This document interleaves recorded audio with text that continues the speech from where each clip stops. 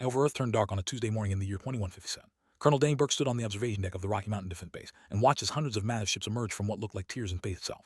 The veils were black and covered with strange symbols that seemed to glow with a sickly green light. Each ship was larger than any aircraft carrier ever built by him.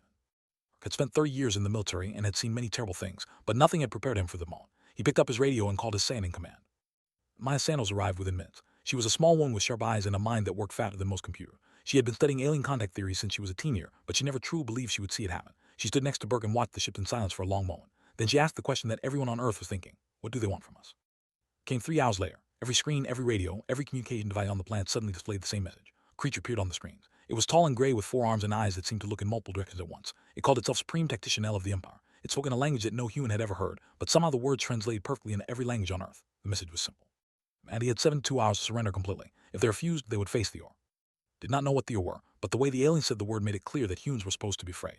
Within hours, intelligence agencies around the world began working together in ways they never had before. They intercepted alien communications and decoded their day streams. What they found was terrifying. The Empire had conquered over 40 different species across the galaxy. They had been doing this for thousands of years. In all that time, their elite warriors called the Or had never lost a single ground battle. First Class Park was 22 years old and had only been in the military for 8 months. He sat in the barracks with his squad and listened as Sergeant explained what they had learned about the enemy. The Or were genetically engineered soldiers. They stood over 8 feet tall and weighed nearly 500 pounds of pure muscle. Their bones were 3 times denser than human bones. Their skin could stop small caliber bullets. They could heal from wounds that would kill anyone. Faster, stronger, and more durable than anything Earth had ever faced. Park felt fear growing in his stomach like a cold stone. Santos spent the next 2 days analyzing everything they knew about the and their warriors. She knows something that others had missed. Every species that had faced the or had surrendered either before the battle or shortly after it began. The aliens had never fought a prolonged war. Their entire strategy was based on overwhelming force and the terror that came with their reputation. She brought this information to Burke, who listened carefully and then smiled for the first time since the invasion began. Fear was a weapon, he said, but it only worked if the enemy allowed it to work. Leaders met and argued and debated. Some wanted to surrender and hope for mercy. Others wanted to fight even if it meant extinction. In the end, humanity chose to stand. The message sent back to the fleet was short. Earth would not surrender. The Or could come if they wished. Humans would be waiting. Steve the response on his flagship and felt something he had not felt in centuries: confusion. He had watched hundreds of species receive the same ultimatum. He had seen proud warrior cultures crumble at the mere mention of his elite forces. These humans were physically weak. They were short. They had only recently developed space travel. By every measure, the use they should have been the easiest conquest in recent memory, yet they refused to admit. Established his command post in the Rocky Mountains where the terrain would give human forces every possible advantage. He called in every soldier, every reservist, every veteran willing to fight. My Santos coordinated with defense forces around the world, creating a network of resistance cells that could continue fighting even if Central Command was destroyed. Park was assigned to Burke's unit, and despite his fear, he reported for duty without hesitation.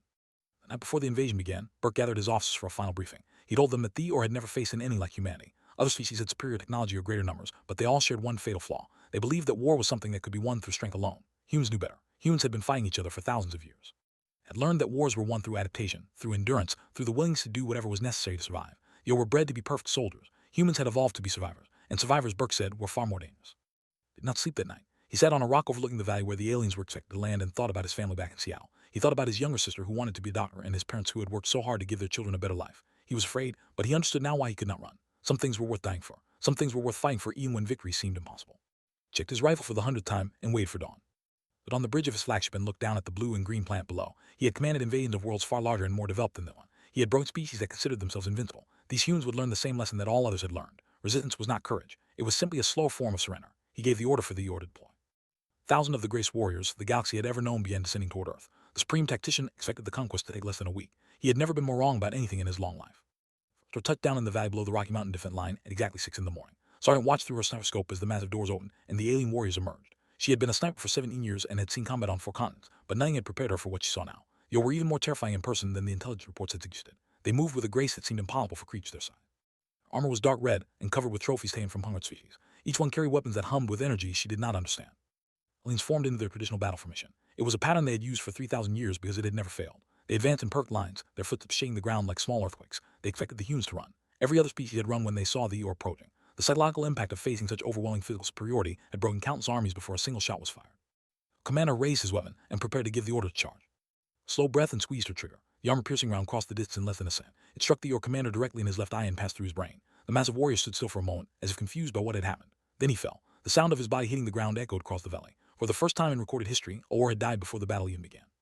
Burke gave the order to open fire. Thousands of human soldiers unleashed everything they had. The Or were strong and their armor was thick, but human weapons had been designed to kill humans, and humans had spent centuries making those weapons as deadly as possible. The aliens pushed forward through the hail of bullets and energy blasts, their regeneration healing wounds almost as fast as they were inflicted. But had proven something important. They could be killed. It was not easy, but it was possible. Wade in the tunnel he had spent 2 days preparing. He was a demolitions expert who had learned his trade in the mining operations of South America before joining the military. He watched as a group of warriors charged toward his position, their massive forms blotting out the morning sun. He waited until they were directly above him and then pressed the detonator. The explosion brought down half the mountainside. When the dust cleared, 12 were lay buried under tons of rock. Were strong enough to survive the blast, but not strong enough to dig themselves out before they suffocated.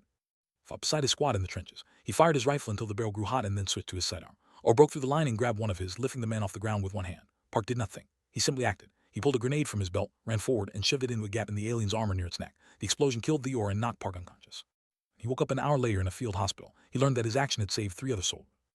Lad for 6 hours. When it was over, Theor had tamed the valley, but the cost was unlike anything they had ever experienced. 97 of their warriors lay dead. Hundreds more were wounded badly enough that even their enhanced healing could not restore them quickly. They had expected to lose perhaps a dozen soldiers in the entire conquest. They had lost nearly 100 in a single engagement against an enemy they considered barely worth their attention. Santos analyzed the battle data and found patterns that gave her hope. They were fought the same way every time. They advanced information, relied on their physical superiority, and expected enemies to break and run. When humans refused to run, the aliens did not know how to adapt. They simply kept pushing forward, taking casualties they never should have taken. Their strength was also their weakness. They had been bred for war, but they had never had to learn it. Tactician Al received the casualty reports on his flagship and dismissed them as anomalies. The humans had gotten lucky, he told himself. They had prepared clever traps and caught his warriors off guard. It would not happen again. He ordered a second assault with 3 times as many troops. He was certain that overwhelming numbers would break the human resistance. He did not understand that he was making the same mistake that every enemy of humanity had made throughout history. It was underestimating their capacity to adapt. Pulled his forces back to secondary position and began preparing for the next attack. He gathered his officers and told them what they had learned. They were not invincible. They were simply soldiers who had never faced a real challenge. Their genetic perfection had made them powerful, but it had also made them predictable. Humans had survived ice ages and plagues and wars that killed millions. They had evolved not to be perfect, but to be adaptable. In war, adaptation was worth more than all the strength in the galaxy. Her rifle thought about the aliens she had killed. She had tamed many lives in her career, but this one felt different. This one felt like the beginning of something. She had proven that the monsters could bleed. Now all humanity had to do was make them bleed enough. She looked up at the sky where the alien fleet still hovered like a dark cloud over the earth. They think we're weak, she thought. They think we will break. She smiled grimly and began loading fresh ammunition. I have no idea what we are capable of.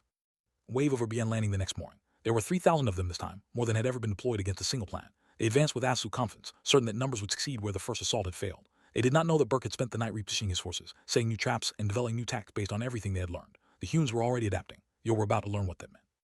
Since the invasion, they had managed to occupy 3 major cities on Earth, but occupation was not the same as control. Captain Roy Henderson led a resistance cell in Chicago that had been making the aliens miserable every single day. They had taken the city in a brutal assault, but they quickly discovered that taking a city and holding it were very different things. The streets were too narrow for their massive bodies. The buildings created endless hiding spots for human fire. Corner could hide in ambush, and the aliens were learning that humans fought differently in cities than they did in open terrain. Son was a 40-year-old former police officer who had never expected to become a guerrilla leader. He organized his fires in small groups that struck quickly and then vanished into the subway tunnel before the Eeyore could respond. They used homemade explosives, stolen alien weapons, and anything else they could find. The aliens could not understand how such physically weak creatures could cause so much damage.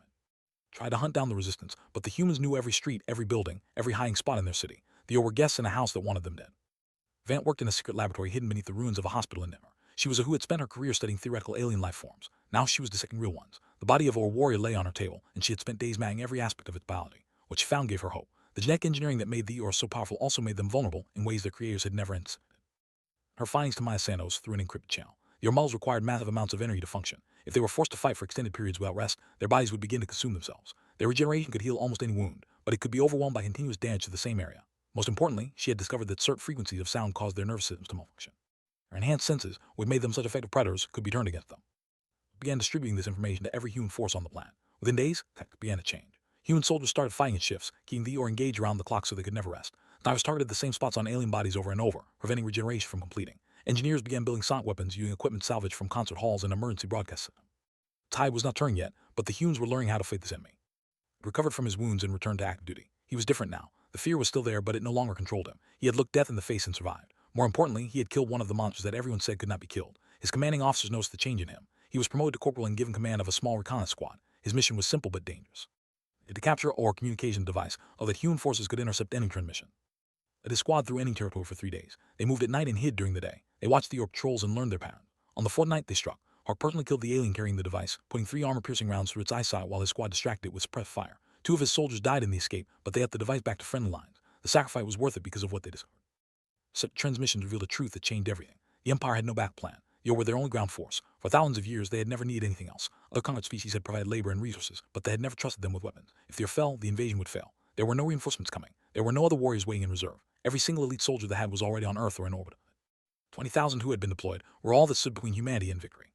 Called a global conference with every remaining military commander on the planet. He shared the intelligence and laid out a plan. They would stop fighting defensively. They would take the battle to the Eeyore and force them into a decisive engagement. The aliens had divided their forces to occupy multiple locations. If humans could concentrate their strength against the large standing group, they could break the back of the invasion in a single battle. It was risky, but it was their best chance. The human communications from his flagship and felt something unfamiliar growing in his chest. His analyst told him it was called doubt. The invasion that should have taken days had now lasted weeks. He had lost over 2,000 or more than had died in the previous century of conquest combined. The humans were not breaking. They were adapting. Every tactic his warriors used, the humans found a counter for. Every advantage his force had, the humans found a way to began to understand that he had made a terrible miscalculation and received orders to prepare his resistance fires for a coordinated strike. Santos had connected every cell across the globe into a single network. When the main battle began, they would all attack simultaneously. The Earth would find themselves under assault everywhere at once. Their supply lines would be cut. Their communications would be jammed. Their occupied cities would rise up against them. For the first time since the invasion began, humanity was going on the offensive.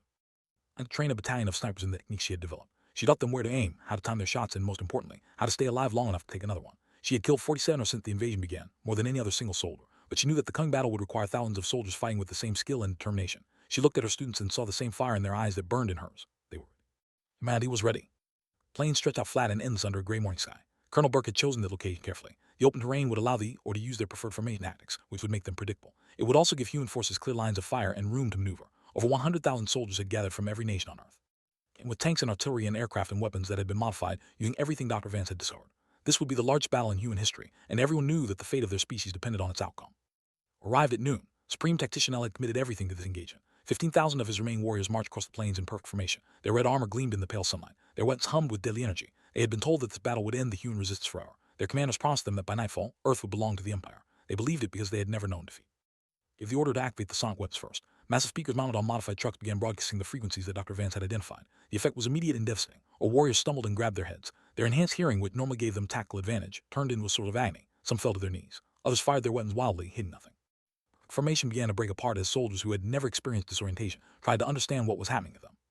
A sniper battalion from an elevated position overlooking the battlefield. She had trained 500 soldiers in the past 2 weeks, and now they put the training to use. They did not aim for center mass where the alien armor was thickest. They aimed for joints, for eye sockets, for the gaps where different armor pieces connected. Each shot was precise and deliberate. Our officers began falling, and without their leadership, the rigid alien command structure started to collapse. Those who had always been told exactly what to do suddenly found themselves without orders. Had spent the previous night planning explosives across the battlefield. He had mapped the like paths the Earth would take and placed charges at every. As the alien formation broke apart and warriors began seeking cover, they walked directly into his traps. Explosions ripped through enemy lines. Some charges were designed to kill. Others were designed to collapse the ground beneath alien feet, trapping them in pits where human soldiers could finish them off. Watched from a command post and triggered detonation after detonation with cold efficiency. Santos coordinated the battle from a bunker 3 miles behind the front lines. She had displays showing the position of every human unit and every enemy force they could track. She directed reinforcements to weak points and ordered withdrawals when position became untenable. But what made her truly valuable was her ability to see patterns that others missed. She noticed when the or began adapting to one tactic and immediately ordered a switch. Kept the enemy off balance, never giving them time to develop effective counters. Fought on the front lines with his squad. He had been promoted again after his successful mission and now led a full platoon. His soldiers looked up to him because he had proven that courage was more important than size or strength. They charged when he charged and held their ground when he held his. When a group overbroke through the line and threatened an artillery position, Park led his platoon in a counterattack that drove them back. He took a wound to his shoulder but refused evacuation. It would be time to heal after they won. Raged for 8 hours without pause. Human forces rotated shifts, keeping fresh soldiers on the line at all times while exhausted troops fell back to rest and rearm. The Earth had no such luxury. Their commanders drove them forward without rest, not understanding that was exactly what Burke wanted. The enhanced alien metabolism began to fail. Warriors who had been fighting for hours started to slow down. Their regeneration could not keep up with the containment. Muscles began to cramp and seize. They were still dangerous, but they were no longer invincible. Henderson launched his attack on Chicago at the same moment the main battle began. His resistance fires emerged from hiding and struck every position in the city simultaneously. Similar attacks happened in every occupied city around the world. The aliens suddenly found themselves fighting on dozens of fronts. Their supply lines were cut. Their communications were jammed by the sonic weapon. They could not coordinate, could not reinforce each other, could not retreat to safety. The trap that they had planned to spring on humanity had been reversed. Since the tide had clearly turned, over 10,000 lay dead on the Great Plains. The survivors were scattered and disorganized, fighting in small groups without coordination or leadership. Human casualties were heavy, but the soldiers kept fighting because they could see victory within reach. For the first time they were winning. For the first time the monsters were afraid. Watched the battle from orbit and felt his empire crumbling. He had commanded the Earth for over 2 centuries and had never seen them rooted. He had never imagined it was possible. These humans should have been nothing more than another conquered species, another footnote in history. Instead, they were destroying everything his people had built. He gave an order that no commander had ever given before. He told his remaining forces to retreat. Had anticipated this. He had positioned forces to cut off the alien escape routes. Human aircraft harassed the retreating, or from above, all ground forces pursued them relentlessly. There would be no orderly withdrawal. There would be no chance to regroup and fight again. The humans had learned that the only way to defeat this enemy was to destroy them completely, and that was exactly what they intended to do. It ended at midnight with fewer than 3,000 are still alive. Most of these were wounded or captured.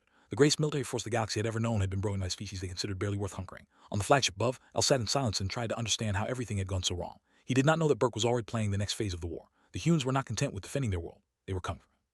For the remaining it took 2 more weeks. Human forces pursued them across every continent, into every hiding spot, through every piece of terrain where they tried to make a stand. The aliens who had once inspired terror now ran like prey. Some tried to surrender, but the soldiers who had lost friends and family to the invasion were not in a forgiving mood. A few or were captured alive for intelligent purposes, but most met their end at the hands of the species they had dismissed as weak. Greatest warriors the galaxy had ever known were being hunted to extinction by creatures half their size. Park led the mission that captured the last general. The alien had fortified a position in the mountains of Montana with his remaining guard of 50 warriors. Park's unit surrounded them and laid siege for 3 days. When they were finally tried to break out, they walked into an ambush that killed all but the general himself. Park personally put the restraints on the massive alien and looked into his eyes. There was something there that Park had never expected to see in Or. It was defeat. It was the understanding that everything he had believed about his own superiority was wrong. Van conducted the interrogation with Park present. The general spoke freely because he had nothing left to lose. He told them about the scope of the conquest. Hundreds of species had been enslaved over thousands of years. Billions of sentient beings lived under rule, forced to labor and serve without hope of freedom. The Or had been created specifically to ensure that no conquered species could ever resist. They were supposed to be the final answer to any rebellion. Now they were gone, destroyed by species that they had barely bothered to study before invading. Burke had been planning the assault on the flagship since the moment the tide turned in the ground war. Human engineers had captured several during the fighting and spent weeks learning how to operate them. They were crude compared to what humans could have designed, but they were fast and they could reach orbit. Burke assembled a strike team of the best soldiers remaining and prepared for the most dangerous mission of the war. They would board the enemy flagship and capture or kill everyone aboard. Santos coordinated the attack from the ground. Human forces had salvaged enough alien technology to create weapons that could threat ships in orbit. They would provide covering fire while Burke's team approached the flagship. Timing would be critical. If they realized what was happening too early, they could destroy them before they reached their target. Everything depended on surprise and speed. Tear for the strike team without hesitation. She had spent her career taking shots that others said were impossible. Now she would take the most important shot of her life. Burke needed someone who could eliminate key turrets on the bridge the moment they breached the hull. Was the only person he trusted to do it. She backed her rifle and said goodbye to her students. Some of them cried. She told them to save their tears for after the war was won. Began at dawn. 3 captured rose from the surface and accelerated toward the fleet. Human ground batteries opened fire on the escort vessels, forcing them to break formation and respond to the threat below. The flagship sensors detected the approaching, but the commanders assumed they were friendly vessels returning from the surface. By the time they realized their mistake, Burke's team was already cutting through the hull. Fighting inside the flagship was brutal and close. The crew were not warriors like the Or, but they fought desperately to defend their ship. Burke led his soldiers through quarter after quarter, clearing each second before moving to the next. They took casualties, but they kept pushing forward. The bridge was their objective, and nothing was going to stop them from reaching it.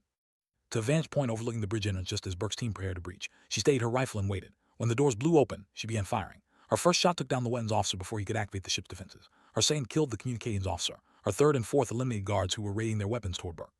Less than 5 seconds, she had neutralized half the bridge crew and given the boarding party the advantage they needed. The tactician now watched his crew die around him and understood that everything was over. He had commanded the mightiest military force in the galaxy, and he had lost to creatures that his people considered barely evolved. Burke approached him with a weapon raised, but the alien made no move to resist. He asked a single question. How? How had this happened? How had humans defeated the Or when no other species in galactic history had even come close? Lowered his weapon and answered honestly. The Or were bred to be perfect soldiers, he said. They were stronger and faster and more durable than any human could ever be. But perfection was a weakness. It left no room for growth or adaptation. Humans had never been perfect at anything. They had survived by learning and changing and refusing to accept that any problem was unsolvable. The Or had faith species that would not break no matter how hard they were pushed. That was something their creators had never prepared them for. Flagship was secured by noon. Ella and the surviving crew were taken prisoner. Human technicians accessed the ship's communication systems and broadcast a message to every corner of the galaxy. Earth had not fallen. The Or were destroyed. Humanity was free, and they had a message for any other empire that considered invasion. We are not prey. We never were. Weeks that followed, signals began arriving from dozens of conquered worlds. Species that had lived under rule for centuries were rising up, inspired by what humanity had accomplished. They asked for help, for guidance, for weapons. They asked how a species so young and so small had achieved what so many others had failed to do. Park was present when the first of these messages arrived. A junior officer asked him what humans should do now. Looked up at the stars that had once seemed so threatening and smiled. They would do what they had always done, he said. They would survive, they would adapt, and they would help others do the same. Empire began to crumble. Without the Or to enforce their rule, conquered species everywhere found the courage to resist. Within a year, the empire that had lasted for was reduced to a handful of core worlds, surrounded by former subjects who remembered every cruelty they had suffered. Historians would later mark the Battle of the Great Plains as the beginning of the end for Dons, but those who had fought there knew the truth. The war had been won long before that day. It had been won the moment humanity chose to stand instead of kneel. The Galactic records, a new entry was added for the species called humans. It did not list their physical capabilities or their technological level or their military strength. It contained only 3 words that every species in the known universe learned to take seriously. Handle with caution.